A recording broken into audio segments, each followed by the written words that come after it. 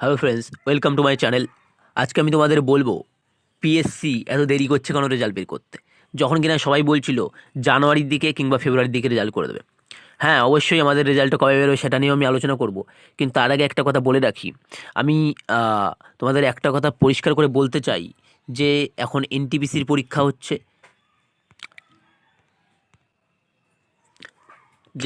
এনটিপিসির পরীক্ষা হচ্ছে। তো এনটিপিসির পরীক্ষাতে সবাই নিশ্চয়ই এনটিপিসির জন্য পড়াশোনা করছো, এবং তার সঙ্গে সঙ্গে কিন্তু টাইপিং করা কিন্তু তোমরা ছেড়ে দিয়েছো, আমি নিশ্চিত। তাই বলছি, যারা এনটিপিসি দিচ্ছ কিংবা গ্রুপ ডির প্রিপারেশন নিচ্ছ, তারা কিন্তু অবশ্যই টাইপিং টেস্টটা কিন্তু চালু করে যাবে। কেননা কাট অফ তোমাদেরকে আগে বলেছি। হ্যাঁ, এখন আবার একটা বলবো যে পিএইচদের কাট অফ কত, এছাড়া এইচআইদের কাট অফ কত, এলডিসি সিপি এর কাট অফ কত, এগুলো আলোচনা করবো আজকে, কারণ এদের কাট অফগুলো আগেই বলা হয়নি। তো যেটা বলছিলাম যে তোমরা কিন্তু টাইপিং ছেড়ে দিও না, কেননা 1:1 অনুপাতে ডাকবে। তাই যাদের ডাকবে তারাই কিন্তু মেরিট লিস্টে উঠবে, অর্থাৎ যাদের ডাকবে টাইপিং টেস্টে আর তারা যদি পাশ করে, তাহলে কিন্তু তারা মেরিট লিস্টে তাদের নাম কিন্তু লিপিবদ্ধ করতে পারবে। তাই বলছি, তোমরা কিন্তু টাইপিং টেস্ট কিন্তু প্র্যাকটিস করা ছেড়ে দিও না। তাই টাইপিং টেস্ট ভালো করে করতে থাকো। তো 20টা ওয়ার্ড কিন্তু বলেছিল যে লাগবে। 20টা ওয়ার্ডের থেকে তোমাদের হ্যান্ড স্পিড কিন্তু বেশি রাখবে, সেটা মোটামুটি 25টা রাখতে পারলে সব থেকে ভালো হয়। 25 থেকে 26 ওয়ার্ড পার মিনিট যদি তুমি পারো, তাহলে নিশ্চিতভাবে পরীক্ষা দিতে যাও। কিন্তু একটা কথা, সেগুলো যেন ছোট ছোট ওয়ার্ড না হয়। ছোট ছোট ওয়ার্ড মানে কি, ধরো 2টো ওয়ার্ড লিখছো, 3টে ওয়ার্ড লিখছো, আর এইভাবেই সব করা 2-3টে ওয়ার্ডেরই তুমি 26টা পারো, তাহলে কিন্তু মুশকিল হয়ে যাবে। মোটামুটি যেমন একটা খবরের পেপার নিয়ে নিলে, সেইটা দেখে কিন্তু লিখলে, ওখানে কিন্তু ছোটোটাও থাকবে আর বড়টাও থাকবে। সেই জন্যে ভালোভাবে তোমরা টাইপিং টেস্ট করতে থাকো। এবার চলে আসি আমরা কিছু কাট অফ নিয়ে, তারপরে কিন্তু আমরা রেজাল্টের কথা বলবো। অর্থাৎ রেজাল্ট কবে দিতে পারে, সম্ভাব্য ডেট, সেইটা নিয়েও কিন্তু বলা উচিত। কেননা অনেকের মনেই কিন্তু অনেক আশঙ্কা রয়েছে, অনেক ভয় রয়েছে কী হবে সেই নিয়ে। তাই জন্য কিন্তু আজকে আমি পিএইচ দের আর এক্স সার্ভিসম্যান আর এমএসপিদের কিন্তু মোটামুটি একটা সম্ভাব্য কাট অফ বলবো, তারপরে চলে যাবো আমরা রেজাল্টের দিকে। আর এখানে রেজাল্টের কি খবর আছে আমাদের পিএসসি দপ্তর থেকে, সেটাও আমরা কিন্তু দেখে নেব। ঠিক আছে বন্ধুরা, তো এবারে বলে দিই যে পিএইচ, আর তার আগে একটা কথা বলে দিই যে এসসি, ওবিসি আর জেনারেলদের কাট অফ কিন্তু আমি অলরেডি বলে দিয়েছি। জেনারেলদের কাট অফের ক্ষেত্রে একটু তোমরা মার্জনা করবে, আগের ভিডিওতে একটু কম বলা হয়ে গেছিলো। ওটা আমি জেনারেলদের কাট অফের ক্ষেত্রে 108 থেকে 115 বলেছিলাম। একটুখানি মাথায় রাখবে যে 108 না, ওটা 110 করে নিও, ঠিক আছে? 110 থেকে 115 করে নেবে, তাহলে কিন্তু তোমরা মোটামুটি কাট অফ ক্লিয়ার করতে পারবে। দেখে নিও, এটাই কাট অফ হবে। তো যাই হোক, এবার আমি পিএইচদের কাট অফ বলবো আজকে। তো পিএইচদের কাট অফ কত? পিএইচদের কাট অফ কিন্তু পিএইচ এলভিদের, কারণ আমাকে অনেক কমেন্ট করছিল যে এই কাট অফটা বলার জন্য। এলভিদের কাট অফ, এদের কাট অফ বলার আগে একটা জিনিস বলে রাখি, এদের আগের পরীক্ষার অর্থাৎ প্রিলিমস পরীক্ষার কাট অফ ছিল 0.33 ছিল। তাই জন্য মোটামুটি এখন যদি কেউ এখানে 40 স্কোর করতে পারে, সে সেফ জোন, পুরো সেফ জোন। 40 স্কোর করতে পারলে সে সেফ জোনে চলে যাবে। অর্থাৎ 40 থেকে 42 এর মধ্যে যদি কেউ থাকে, সে পুরো সেফ জোনে থাকবে, ঠিক আছে? 40 থেকে যদি কেউ 42 এর মধ্যে থাকে, 40 থেকে যদি কেউ 42 এর মধ্যে থাকে, সে সেফ জোন, আর সে কাট অফ ক্লিয়ার করে যাবে, এটুকু শিওর। ঠিক আছে, তো টেনশন করো না, কেননা 0.33 ছিল তোমাদের প্রথম কাট অফ। নিশ্চয়ই তোমরা এখন থেকে 5-10 তো পেয়েছোই, তাহলে তোমাদের কত নাম্বার করার দরকার ছিল? 30 নাম্বার করার দরকার ছিল, তাহলে কিন্তু তোমরা পেয়ে যাবে। এমনি বোঝা গেল। তাহলে পিএইচ এলভিদের কিন্তু হয়ে গেল। এবারে বলছি যে পিএইচ এইচআইদের, পিএইচ এইচআইদের কী আছে? পিএইচআইদের আছে কিন্তু ওদেরও সেম 0.33 ছিল। এবার ওদেরও নিশ্চয়ই ওরা 5-10 করে পেয়েছে, হ্যাঁ, তবেই তো ওরা পাস করেছে। যদিও 0.33 পেলেও পাস করবে, কিন্তু একটু তো নিশ্চয়ই পড়াশোনা করেই গেছে সবাই। তারপরে কিন্তু তাদের কী হবে, তাদের মোটামুটি যদি 30 হয়ে যায়, তাহলে কিন্তু 10-এর সঙ্গে 30 অ্যাড করলে 40 হয়ে যাচ্ছে। অর্থাৎ দুটো কাট অফ আমি বলে দিলাম, পিএইচ এলভি এবং পিএইচ এইচআই, এদের কাট অফ কিন্তু 40 থেকে মোটামুটি 45-এর মধ্যে যদি কেউ পায়, ইজিলি হয়ে যাচ্ছে। ঠিক আছে বন্ধুরা, এবার বলবো পিএইচ এলডি এবং সিপিদের, অর্থাৎ কি পিএইচ এলডি এবং সিপি। ভালো করে বুঝবে, পিএইচ এলডি আর সিপি যারা আছে না, ওদের আমি এখন কিন্তু বলবো।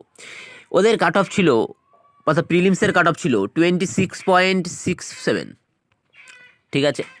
26.67 ছিল। এবার আমাদের কিন্তু দেখতে পাচ্ছি এখানে যে ওদের মোটামুটি ওরা যদি 30-35 পায় স্পেশালি, তাহলে কিন্তু ওদের মনে হয় সেকেন্ড কাট অফ ক্লিয়ার হয়ে যাবে, আর হয়েও যাবে। মতলব 1:1 অনুপাতে কিন্তু ওদের ডাকার সময় টাইপিং টেস্টের জন্য তারা চান্স পেয়ে যাবে। ঠিক আছে, তাহলে কি হলো, তাহলে 35 মানে কি, তাহলে টোটাল ওদের পেতে হবে 57 থেকে 60। 57 থেকে যদি 60-র মধ্যে পেয়ে যায় তাহলে ওরা সেভ স্কোরে থাকবে পিএইচ, এলডি এবং সিপিদের।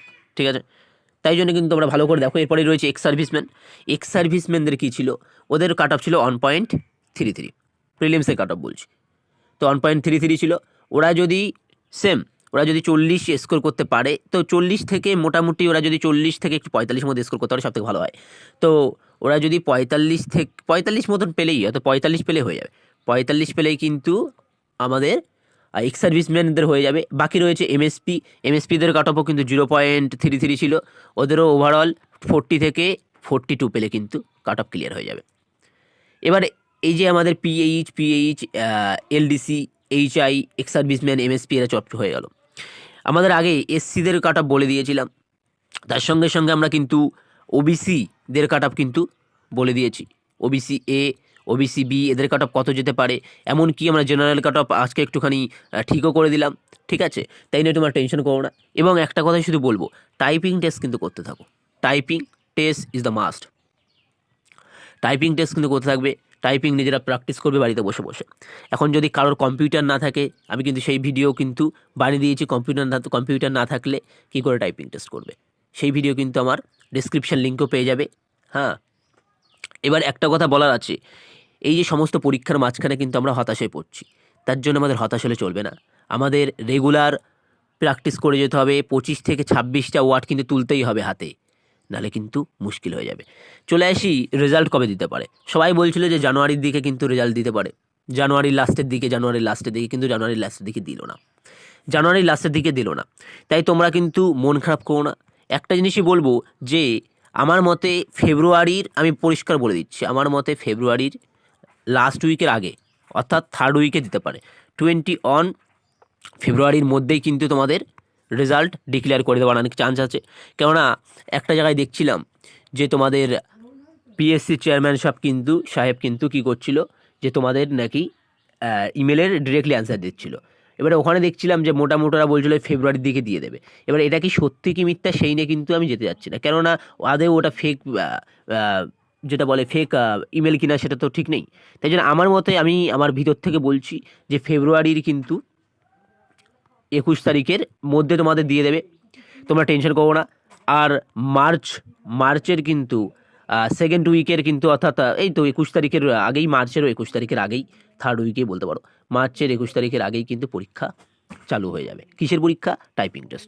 আর যেহেতু এখানে 1:1 অনুপাতে ডাকবে, তাই কিন্তু সবাই চান্স পেয়ে যাবে যাদের কাট অফ ক্লিয়ার হবে প্রথম পরীক্ষায়, সেকেন্ড পরীক্ষায়। যাদের কাট অফ ক্লিয়ার হবে তারা টাইপিং টেস্টে ডাক পাবে, আর তারাই কিন্তু ফাইনাল লিস্টে মেরিট বানাতে পারবে, যদি কিনা তাদের টাইপিংটা এখনও ঠিক থাকে। যদি ঠিক থাকে, এরকম যেন না হয় যে টাইপিং থেকে তোমরা দূরে রয়েছো, আমরা এনটিপিসি দেবো, আমরা রেলের গ্রুপ ডি দেবো, এই জন্য কিন্তু তোমরা ব্যস্ত রয়েছো। আমরা ডাব্লিউবিপি দেবো, অবশ্যই সব কিছু দিতে হবে। হ্যাঁ, আমরা ডাব্লিউবিপিও দিতে পারি, আমরা গ্রুপ ডিও দিতে পারি। তাদের জন্য পড়াশোনা করবো, সঙ্গে সঙ্গে মাত্র দিনে 1 ঘন্টা কিন্তু নিজেদেরকে বের করে নিতে হবে। কারোর বাড়ি যদি কম্পিউটার না থাকে, তাহলে মোবাইল দিয়ে কী করে তোমরা কিবোর্ড লাগিয়ে কী করে তোমরা কিন্তু টাইপিং করতে পারো, সেটাও কিন্তু আমার ডেসক্রিপশানে পেয়ে যাবে এই ভিডিওটার লিঙ্ক। তাহলে তোমরা কিন্তু ভালোভাবে উপকৃত হবে। ধন্যবাদ, নমস্কার, ভালো থাকবেন, আর এইভাবে পাশে থাকবেন আমার সঙ্গে। ধন্যবাদ।